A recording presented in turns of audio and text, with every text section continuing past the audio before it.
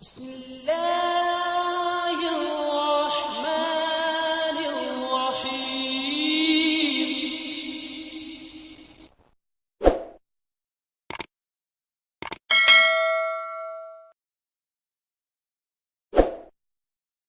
1947 1947 کے حوالے سے بات کی۔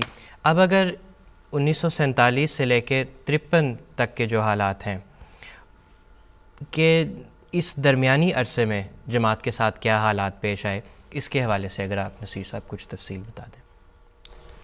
دیکھیں، وہ جماعت احمدیہ کی خدمات کا تذکرہ ہو رہا تھا، تو چودھری لطف اللہ خان صاحب جو خدمات سر انجام دے رہے تھے عالم اسلام کے لیے بھی، فلسطین کے مسئلے کے لیے بھی اور کشمیر کے لیے بھی، اور عجیب بات یہ ہے کہ خدمت کا جو اعتراف کر رہے تھے وہ مخالف جو تھے وہ اعتراف کر رہے تھے۔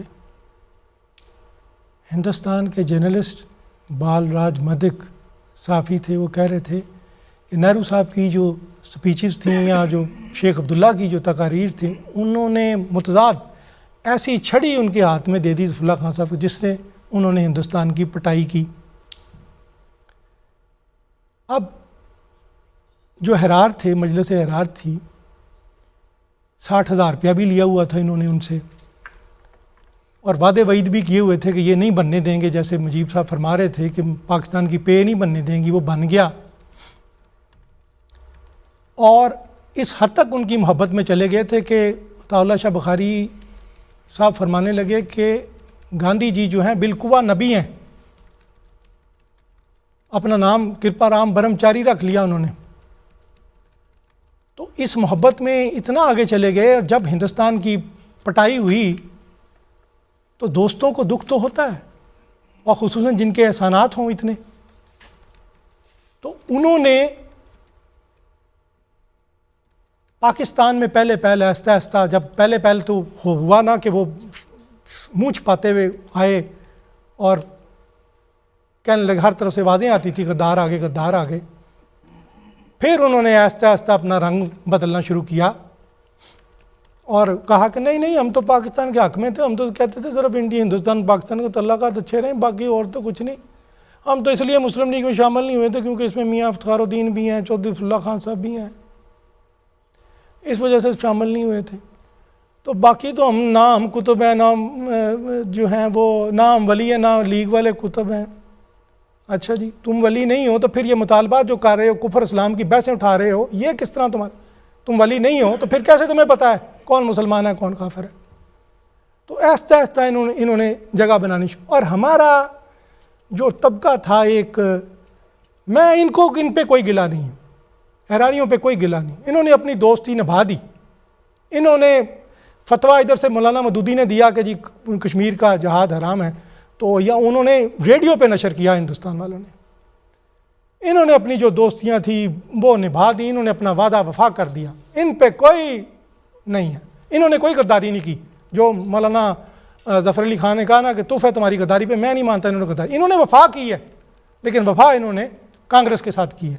اس کے خواجہ حسن ندامی تشریف لائے ہیں، انہوں نے وارننگ دی ہے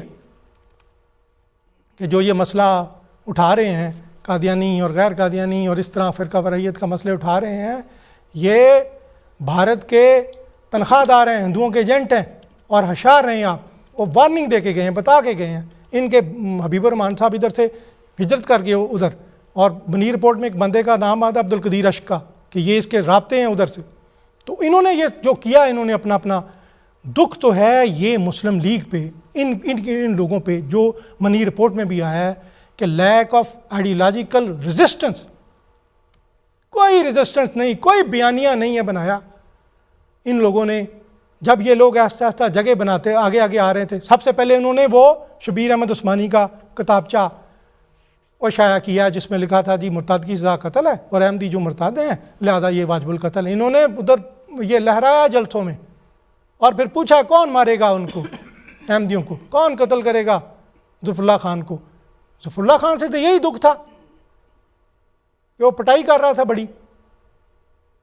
تو وہ انہوں نے آہستہ آہستہ، لیکن اور 1949 میں مسلم لیگ سے وہ پابندی ہٹا دی گئی کہ کوئی ممبر رہتے ہوئے احرار میں شامل ہو سکتا. پہلے پابندی تھی کوئی احراری اس میں نہیں شامل ہو سکتا, نہ مسلم لیگ کا ادھر, لیکن یہ پابندی اٹھا دی گئی. کیا وجہ؟ یہ جو سازشیں ہیں مجھے حیرت آتی ہے اس کے. میں ایک بار یعنی مجھے ان سے کوئی گلا نہیں. مفتی محمود جو تھے انہوں نے کہا پاکستان جناح کا ٹوٹ گیا. بڑی مجلس میں انہوں نے کہا, چٹان سالے نے شائع کیا کہ ہم پاکستان بنانے کے گناہ میں شامل نہیں تھے, کیونکہ ان کے مولانا حسین مدنی نے 50,000 پکڑے ہوئے تھے نہرو سے. ان پہ کوئی شکوہ نہیں, گلا ان لوگوں سے. میں حیران ہوتا ہوں. مجھے یاد, میں نے پچھلے پروگرام میں مجھے یاد ہے اور سردار شوکت یاد کا واقعہ بیان کیا تھا, جس طرح ایک ماں نے اپنا بچہ بس میں جگہ نہ ملی باہر لٹا دیا اور خود چلے گی بس میں اندر. اور اس طرح مجھے ایک واقعہ, ایک ٹی وی اینکر ہیں ابیات, تو انہوں نے ایک بار اپنی والدہ کو بلایا ہوا تھا, حنا خواجہ ابیات. انہوں نے اپنی والدہ کو بلایا تھا تقسیم کے واقعات. وہ کشمیر سے ہجرت کر کے آئے, ممتاز وہ فیملی ہے, تو وہ وہاں سے ہجرت کر کے جب آئے وہ کہتی ہیں ہم کیمپ میں تھے, میرے ایک ساتھی عورت تھی, اس کی بچی کچھ 7-8 سال کی ہوگی, بڑی پیاری بچی, بہت ایکسٹراڈنری, اس کی نیلی آنکھیں بہت پیاری. تو ماں کو خیال آیا کہ میں اس بچی کو 8-9 سال کی بچی کو کہاں لے کے جاؤں گی, تو اس نے تالاب میں اسے ڈبو دیا کہ تم تو جان چھوڑو, میں تمہاری کہاں پھنس. وہ 2-3 بار بچی نے کوشش کی اوپر آنے کی, لیکن اس کے بعد پھر اوپر نہیں آئی. یعنی سیلف انٹرسٹ کی بات ہے. یعنی اس بچی کو اس نے اس وجہ سے کہ میں اس کی حفاظت نہیں کر سکتی, اور بچی اپنے ہاتھوں سے اسے مار دی. اس طرح ایک واقعہ نہیں ہے, جی ایک واقعہ نہیں ایسا آیا. ترتی تے لہو وسیاتے قبراں پئیاں چون, تو اتنا خوفناک تھا یہ ہوا. یہ اس سے گزر کے ہم آئے, اتنی قربانیاں دی گئیں, لیکن یہاں پھر انٹرسٹ اپنے سیلف انٹرسٹ آ گئے. اور ان لوگوں نے یہ جو انٹرسٹ بنا لیے, اور دولتانے کے دل میں گدگدی شروع ہوگی جب لیاقت علی خان کا قتل ہوا ہے, اور اس نے سوچا کہ میں اب میری نظریں, اس کا جو کنفیوژن تھا, لیک آف آئیڈیولوجیکل ریزسٹنس تھی. شیکسپیئر کے ڈرامے میں ہیملٹ مرا ہے اپنے کنفیوژن کی وجہ سے, ٹو بی اور ناٹ ٹو بی. انہوں نے بیانیہ ہی نہیں بنایا, اور بعد میں دولتانہ صاحب نے تقریر کی. میں تو سمجھتا ہوں جناب قصور احمدیوں کا ہی ہے جی, جو ان کے خلاف نفرت ہے, اور جو مسلمان ختم نبوت کا قائل نہیں ہے وہ مذہبی ریاست بنانے جا رہے ہیں. اور بھائی تم اس وقت کیوں نہیں بولے جب قائد اعظم تقریر کر رہے تھے 11 اگست کی, کہ یہاں کوئی ہندو کوئی مسلمان ہندو نہیں ہوگا, مذہب اسٹیٹ کو کوئی لینا, کیوں نہیں بولے تم؟ تمہارے اندر دل میں چور تھے. اور اس قسم کی حرکتوں کی وجہ سے انہوں نے وہ جو قربانیاں تھیں لوگوں کے وہ ضائع کر دیں, اور اس مطلب پرستی اور اس میں ہے نہیں رپورٹ میں سارے ان کی داستانیں. ٹھیک ہے نصیر صاحب, جزاک اللہ, شکریہ بہت بہت.